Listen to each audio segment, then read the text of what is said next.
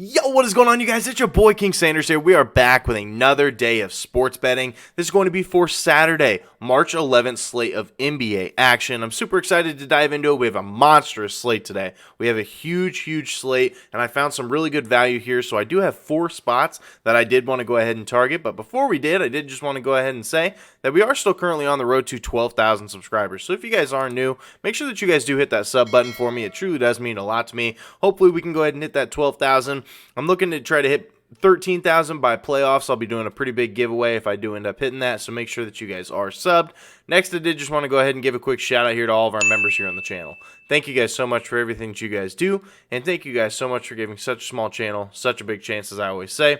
It truly does mean the absolute world to me, so much more than you guys will ever know. So, without any further ado, let's go ahead and dive into a quick recap as of yesterday. We ended up having a clean sweep, bringing out the shades, bringing out the sunnies 2 nights ago. We were this close to doing it once again. We ended up going 2-1 on our plays, so let's go ahead and talk about those. So we did end up having Joel Embiid over 32.5 points versus Portland at -125. Ends up dropping nearly 40. Really wasn't too much of a sweat. He ends up cashing this like right in the middle of the fourth quarter.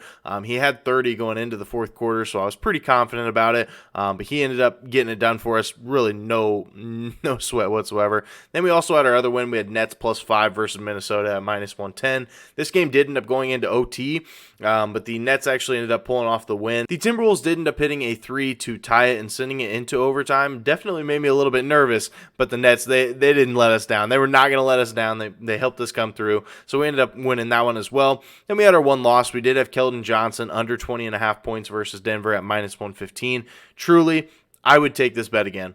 If you go ahead and watch that game and you take a look at the actual game itself, Keldon Johnson only really had one scoring outbreak of a quarter. He had 5 points in the first quarter, 11 points in the second quarter, which is where it really hurt us. Then he only had 4 points in the third quarter and 3 points in the fourth. So he ends up right with 23. He only hits one shot in all of the fourth quarter. It was a 3-pointer. If he does not hit that shot, we cash this bet. So I definitely would have taken it again. I still thought it was a really good spot, especially with all those San Antonio guys back. I would bet this again. So, but regardless, we ended up going 2-1 on our plays. Hopefully we can have a 4-0 day. That would be pretty crazy. Keep this hot streak going. We're on a 5-1 run. Let's go ahead and keep that up. So without any further ado, let's dive into today's plays. So for our first official play of the day, this is going to be in the early game. That's why I'm putting this one at the beginning of the video. But we're taking Mitchell Robinson over 9.5 rebounds here versus the Clippers at +100 odds. Now, I like this for a couple different reasons. I know that Mitchell Robinson has gone under in 2 straight games. I know that. I get that. But I really like the spot here. He has gone over in 5 out of his last 8 games just in general. He has gotten double-doubles in all of those, so if you guys wanted to go ahead and sprinkle that on there as well, I think that's a really good look. But let's take a look at the matchup here real quick. Mitchell Robinson is more than likely going to be on Zubac, who is going to be spending a lot of time around the rim. He's a very big inside center, so Mitchell Robinson is going to be spending a lot of time around the rim with that. And you don't really have to worry about foul trouble with Zubac because he really doesn't take a whole lot of shots. So with that being said, I mean, one thing that has really brought Mitchell Robinson down is his foul trouble. He gets into foul trouble very frequently. Yeah, I don't think you have to worry about that with Zubac. Zubac doesn't really take a whole lot of shots anymore. Definitely not the offensive inside back to the basket, bang him up type of big that we have seen in the past. He has taken a very secondary type of role to guys like Paul George, guys like Kawhi Leonard, stuff like that. He's just letting them do their thing, and he's kind of just doing the dirty work. So he hasn't really been a very big offensive threat. Not to mention the backup. The backup is going to be Plumlee. Plumlee was a primary target when he was on Charlotte. Every time that we would see a center versus Charlotte, we would go ahead and try to target that. We would take the overs no matter what they were. So I'm not scared of either of these centers. They're both inside centers. They're both going to be centers that are going to allow a decent amount of rebounds. And last game versus Zubac, Mitchell Robinson did end up finishing with 11. And that was just with Zubac. So you're going to go ahead and add in a Plumlee, who is known for giving up some rebounds as well. I really like the spot here. And the Clippers do allow the 8th most rebounds per game to opposing centers in the last 15 games, so they do give up a ton of rebounds to that center position, as I had already mentioned. And both these defenses are actually really solid. The Clippers are always going to be solid because they do have Paul George, they do have Kawhi Leonard, they do also have a good rim protector in Zubac, stuff like that. They've got some good defensive pieces, a very good defensive team. But the Knicks, they're really trending in that right direction too. They're a top 10 defense right now, and if they can force even more misses, I think that a lot of these are going to be going to Mitchell Robinson. So I really do love the play here. I know it's plus value, but I don't think you should be scared of that. I think that this is still a good spot to be able to double your money. It's going to be early, so hopefully by the time you guys are watching this video, if you guys are watching it a little bit later, he's helping us win some money. But that is going to be our first official play of the day. Mitchell Robinson over 9.5 rebounds here versus the Clippers at plus 100 odds.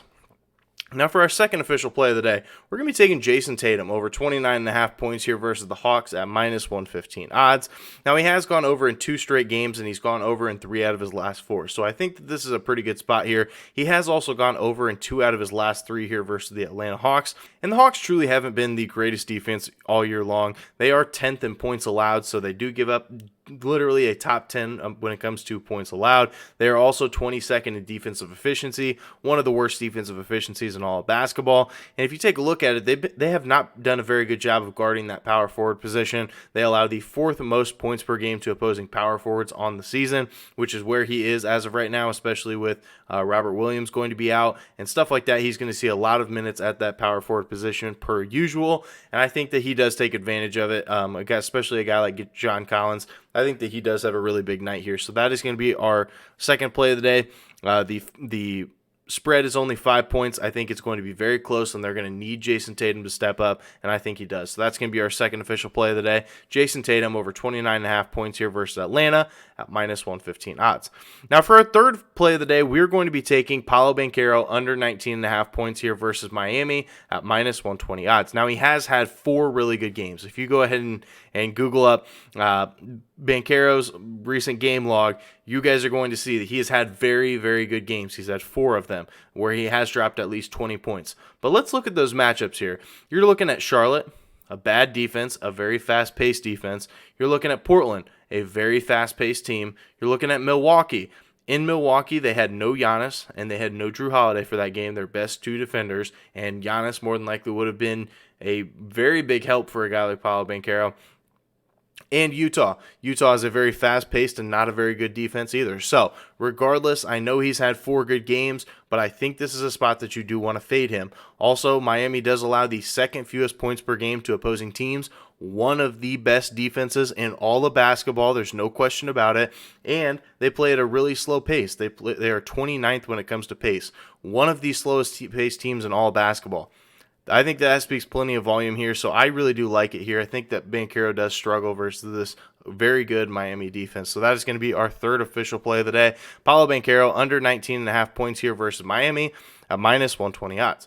Now for our fourth and final play of the day, it's going to be a spread pick. We are taking the Thunder plus 4 here versus the Pelicans at minus 110 odds. Now, I don't mind this at plus 3.5. I don't mind this at plus 3. I truly do think that the Thunder end up winning this game outright, but I really like the spot here. The Thunder have covered in 3 out of their last 4 games, and the one that they didn't end up covering, they didn't have Shea. And it was versus the Suns. Obviously, the Suns are a very, very good team, and they didn't have their best player. That's going to be tough to cover, that for sure, no matter what team it is. But I like this spot here because OKC is the best cover team in all of basketball with a record of 38, 25, and 3 against the spread.